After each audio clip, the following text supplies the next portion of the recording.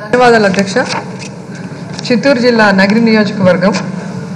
నా నియోజకవర్గంలో చేనేత కార్మికులు ఎక్కువగా ఉన్నారు అధ్యక్ష. ఎక్కువగా డైయింగ్ యూనిట్స్ ఉన్నాయి. దానివల్ల కలర్ వాటర్ అంతా కూడా భూమిలో ఇంకిపోయి వాటర్ అంతా కూడా విషపూరితమైంది. అది కేవలం నగిరి మున్సిపాలిటీ మాత్రమే కాకుండా రూరల్ మాంగాడు, ఎంకొత్తూరు, వేలావడి, బుగ్రహారం, అలాగే నింద్ర వరకు, ఇరుగువాయి, ఆరూరు వరకు అది కంటిన్యూ ఆ వాటర్ అలాగే స్ప్రెడ్ అవుతుంది అధ్యక్ష. గతంలో 2014 ముందు రాజశేఖర రెడ్డి గారు 14 కోట్లు మరి ఈటీపీ ప్లాంట్కి ఇష్యూ చేయడం జరిగింది. అది పూర్తి అవటం కూడా జరిగింది ఆయన బ్రతికుండగానే. కానీ అది తర్వాత కాలంలో దాన్ని ఓపెన్ చేయకుండా అలా ఇబ్బంది పెడుతూ వచ్చారు అధ్యక్ష. అండ్ 2014 ముందు హడావిడిగా ఓపెన్ చేయడానికి ట్రయల్ రన్ అంతా కూడా జరగటం, అంతలోపల ఎలక్షన్ కోడ్ వచ్చింది అధ్యక్ష. ఆ తర్వాత ఇంతవరకు కూడా దాని గురించి పట్టించుకోలేదు.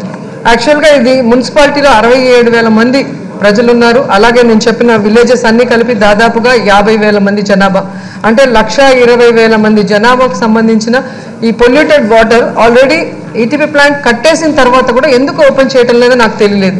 ఎందుకంటే కొత్తగా నిధులు అడిగితే ఇవ్వడానికి బాధ ఉండొచ్చు, లేదా రాష్ట్రం విడిపోయిన నష్టాల్లో ఉన్నాం కాబట్టి ఇవ్వలేము అలా చెప్పచ్చు.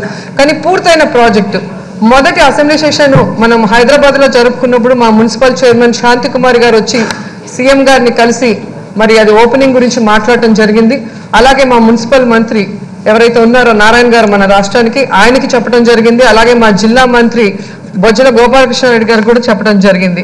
అండ్ కలెక్టర్ గారికి కొన్ని 100 సార్లు చెప్పడం జరిగింది. అయినా కూడా ఏ కారణం చేత దీన్ని ఆపిపెట్టారో నాకైతే అర్థం కాలేదు. సో ప్రాజెక్ట్ పూర్తయింది, ట్రయల్ రన్ అయింది. ఇన్ని 1,20,000 మందికి సంబంధించిన ఈ విషపూరితమైన వాటర్ని వాళ్ళకి అందిస్తూ ఎందుకు కక్ష సాధింపు చర్యగా ముందుకెళ్తున్నారో అర్థం కాలేదు. ఇప్పటికైనా మీ ద్వారా కన్సర్న్ మినిస్టర్ దాన్ని ఓపెన్ చేసి ప్రజలకి మంచి నీరు భవిష్యత్తులో అయినా అందే విధంగా, భవిష్యత్ తరానికి ఒక మంచి నీళ్ళు ఇచ్చే పద్ధతిలో మీరు ఓపెనింగ్ చేయిస్తారని